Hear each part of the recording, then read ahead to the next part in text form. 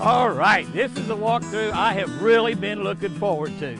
I hadn't had time to do it. We've just been so doggone busy. The boat's a little bit dirty because we fished out of it last week in Alabama. It's already caught, oh, I don't know how many fish it's caught. It's already caught a lot of fish, including a 9-pounder. It caught a 9-pound bass. That's exactly right.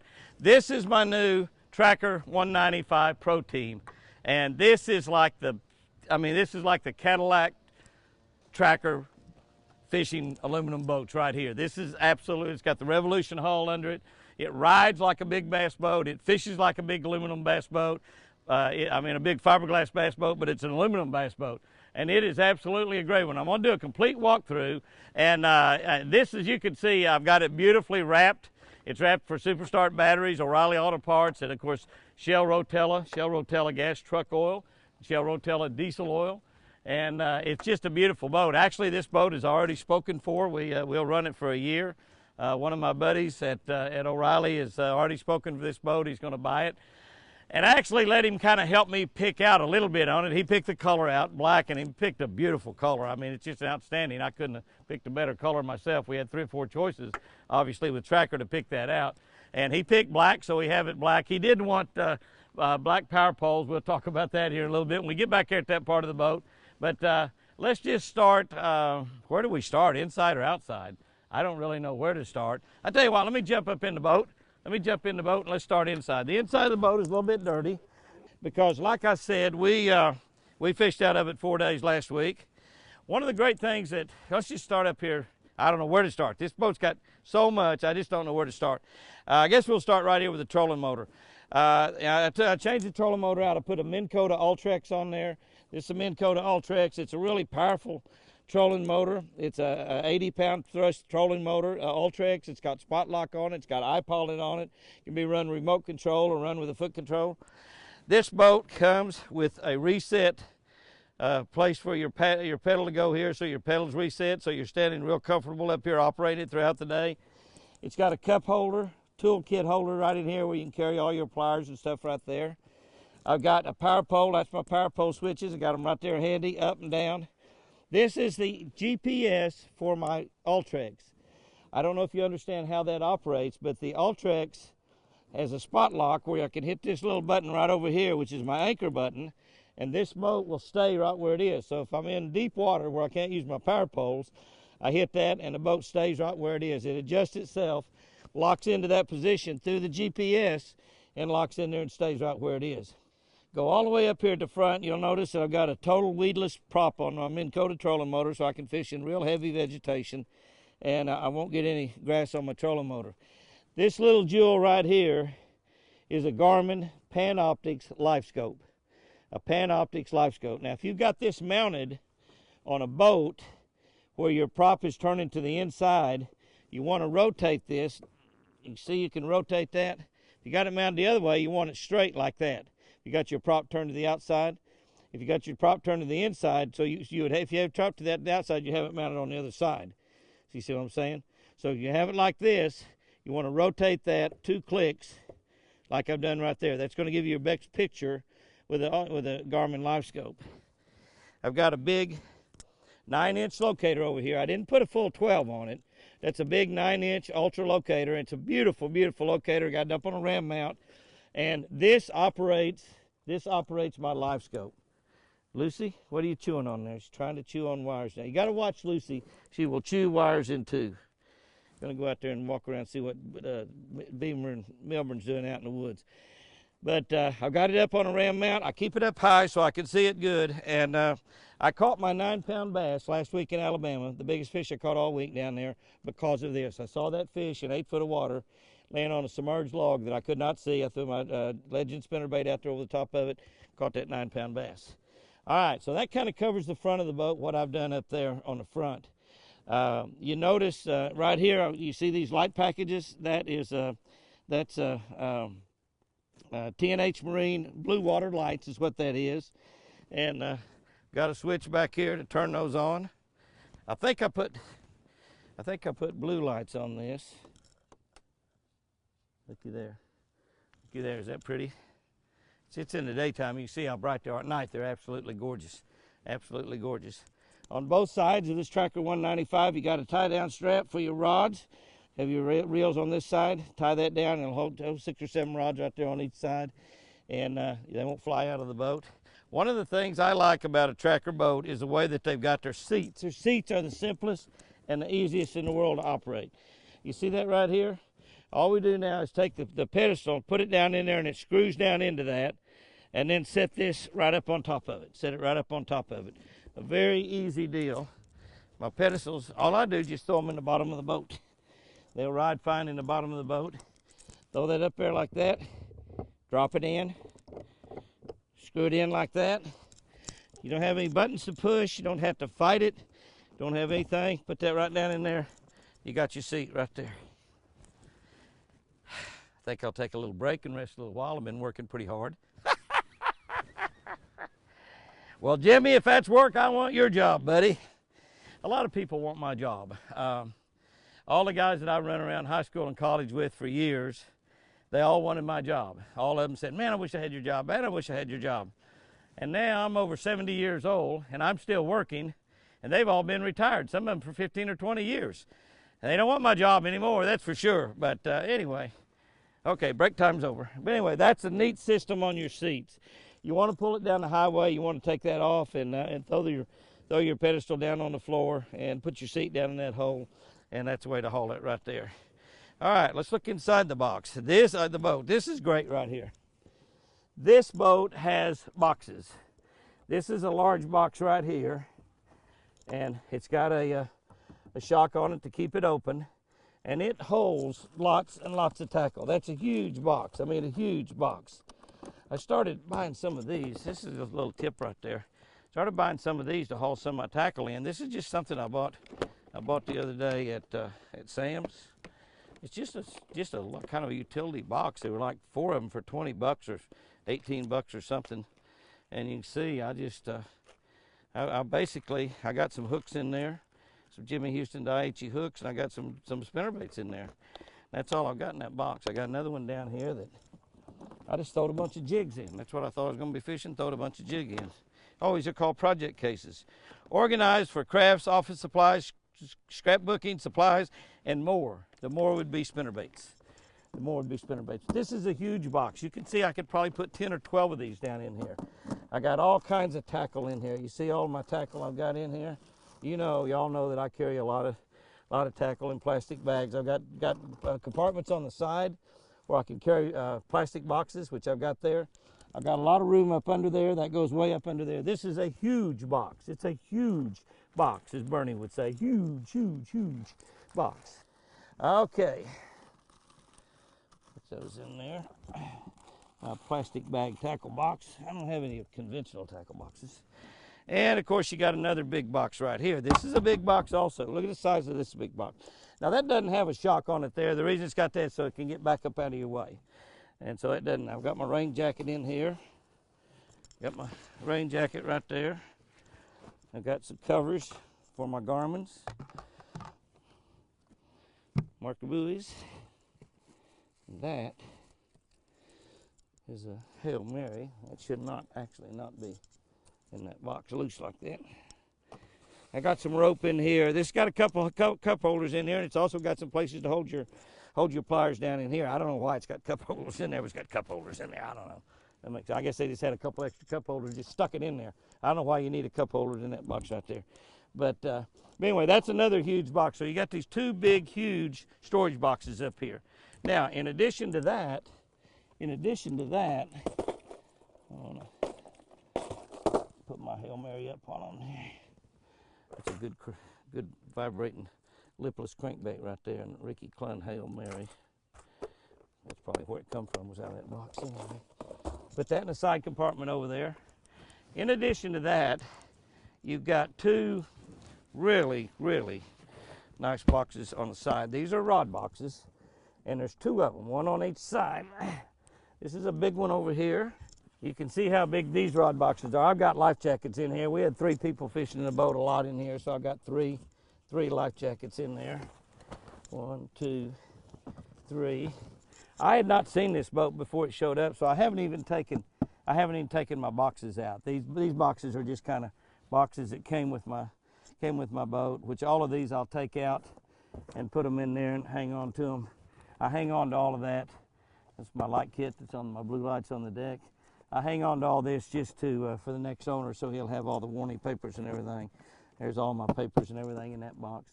But you can see this has got rod holders in there. It's got tubes up here at the front to put your rod tips, holders back here on the back. That'll hold 10 rods, I think. Oh, I'm hold more than that. 1, 2, 3, 4, 5, 6, 7, 8, 9, 10, 11, 12. They must hold a dozen rods on that side. I might be wrong there. I counted pretty quick. I just did that so y'all would know that I could count to 12. That's pretty impressive. A lot of people only count to 10. But I counted to 12. That's a big box right there. That's a big box. You can carry an awful lot of rods in there. And like I said, these boxes here are huge. Look at the size of that box. And like I said, it goes way back up under there. I mean, you carry a lot of stuff in there. This box is a big box also. You could carry lots and lots and lots of fishing tackle. You have another box over here on this side. And this, again, is a big box. It holds, again, this one over here holds 1, 2, 3, 4, 5, 6, 7, 8, 9, 10, 11, 12 rods. This boat will hold 24 rods. 24 rods. One of my new Blaze Series rods, which we cannot get any in this country, to save my soul. Well, I don't have to worry about that. My soul's already saved, thank goodness. If it depended on getting those rod and reels in here, I'd be going straight to the hot spot. Okay. But anyway, that's another great big storage box there. All tracker boats come with a paddle, you know, which is really a kind of a neat little deal that Johnny Morse does, because you don't want to be up a creek without a paddle. All right, what I've been sitting on here, now you see again, cup holders. You cannot have too many cup holders. There was 2 cup holders inside of here, right? 2 cup holders inside of here. 1 cup holder up front, right? Okay, 1, 2, 3, 4 cup holders. So we have 1, 2, 3, 4, 5, 6, 7 cup holders in front of the console. Is that amazing? 7, that's pretty neat. 2 more right there in the floor. That's 9 cup holders. Now I might find another cup holder or 2, but I don't even know about.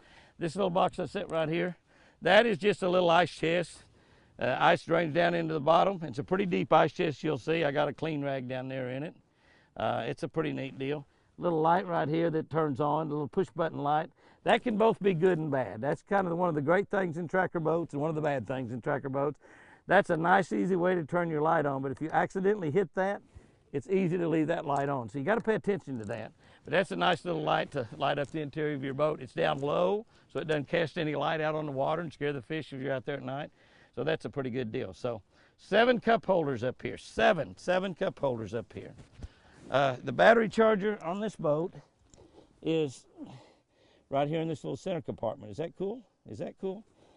Part of a plastic worm there. And that's the new power pole battery charger right there. That will charge lithium batteries. It's an amazingly smart battery charger. I'll probably actually do a video talking about that battery charger once I learn all about it. It's got an app you can hook up to your phone. It charges all of the batteries in the boat. I've only got 3 batteries in this boat, 2 to run the trolling motor and 1 to run the big motor.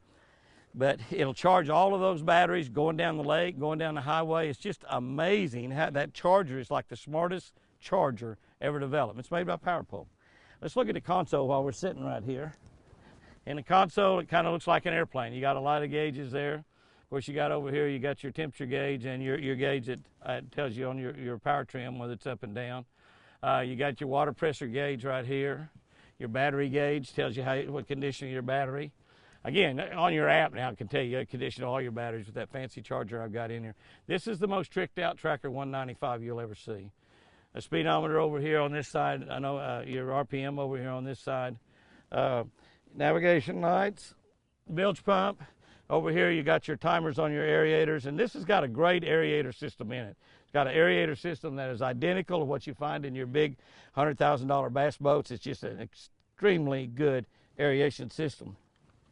There's my panel that operates my iPilot, where I can operate my trolling motor back here. If anything, I want to run that, not run it by the foot control up here, I can run it totally from this down here. I can put that trolling motor down, operate, sort of sitting down back here if I wanted to. Wouldn't even have to mess with anything down there. Over here, I've got my power pole all tangled up in my kill switch. Got my power pole buttons right here to operate my power pole. Carry those around my neck, or I can have them right here where I can operate my 2 power poles that I've got on the back. I've got another Garmin Ultra up here in the front. This has got, of course, it's got my live scope. It's Ethernet together, so I can watch my live scope from down here. It's got down vision, side vision, regular sonar, clear vision sonar.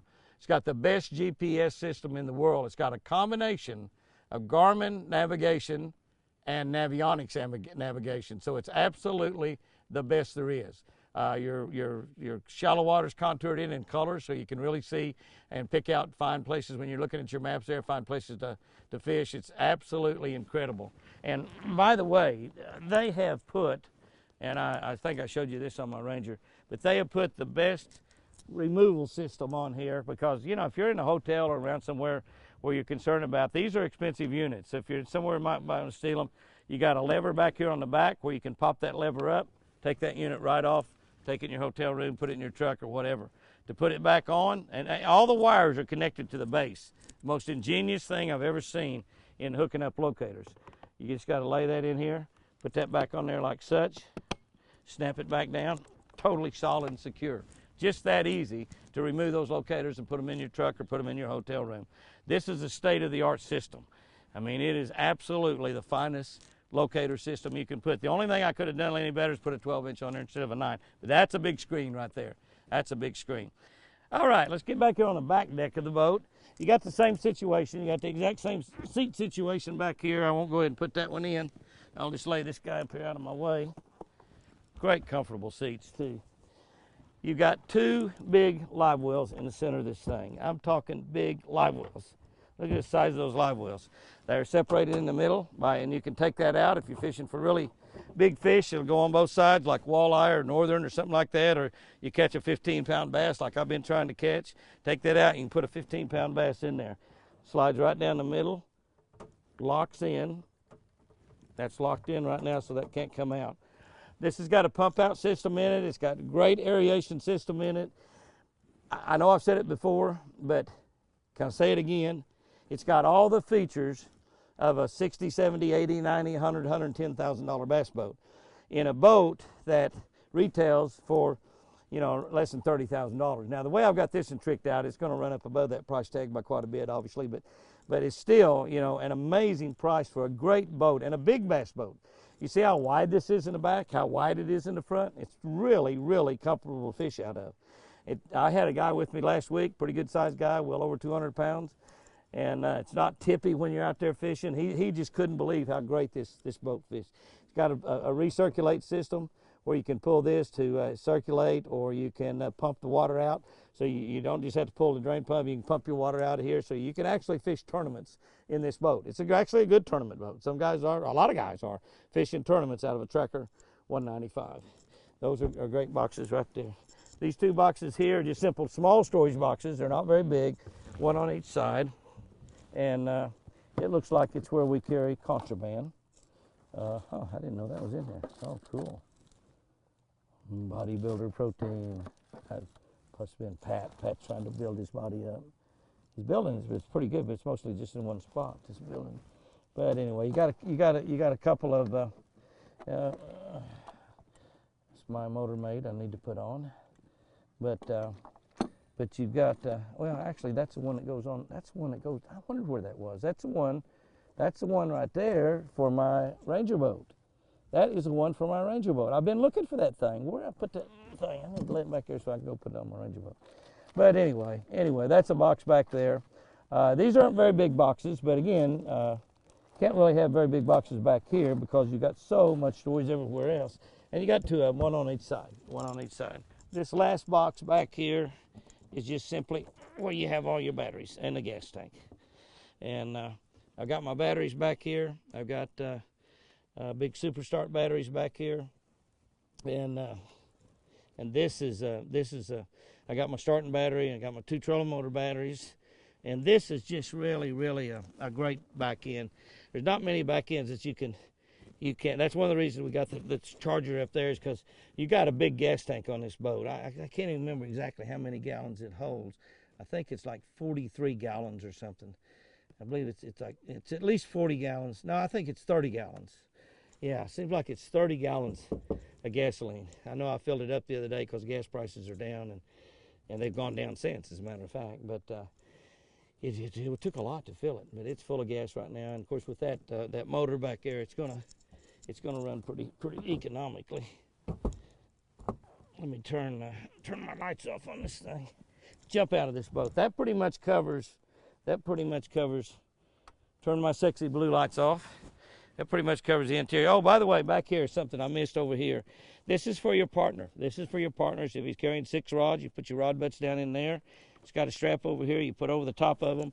You can run down the lake wide open, and you're not gonna blow his rods out of the water. A lot of times you lay the butt ends up here and lay them over here. You can do that too. That's fine. But that's for really hauling them. You can actually haul them to the lake like that, and they're not going to blow out as long as you got this strap on over there. Let's just talk about the back. I mentioned the power poles. Here they are, guys. Power pole blades, and they are just really good ones. It's the Pro Series power poles. I put white on. Actually, my buddy thought black would look good on there, but I wanted the white because I thought that little contrast make them look a little bit better, and I do think it looks a little bit better. But I got 2 power poles on. Remember, you got to have 2 power poles on a boat. If you got one, you power pole down, your boat will still spin around. You want your boat to power pole down and stop, not move to the left, not move to the right. So I got power pole blades back on the back of that boat. And we've got just a regular motor toter back there is what we got on that. I wonder when I saw that in there because I knew I had that on there. I've got a big 150 horsepower Mercury Pro XS. Mercury is not building any 2-cycle engines anymore. This is the 2nd year that they build in 4-stroke engines only.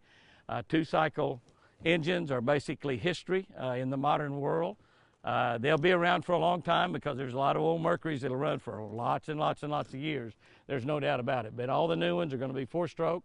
You do not have to mix the gas with the oil. It's just like a car engine. It's got an oil reservoir up there that you put oil in, and you just change the oil on it every now and then, so every so many hours, just like you do an automobile, and then you put gasoline in it. Saves a lot of money by running this kind of engine. Plus, it is far, far, far superior from an economical standpoint. It burns a lot less gas. Plus, you're not having to mix that gas with oil, so that works out really good right here. I've got this motor. I've got a really good 24-pitch Tempest Plus prop on it, stainless steel prop.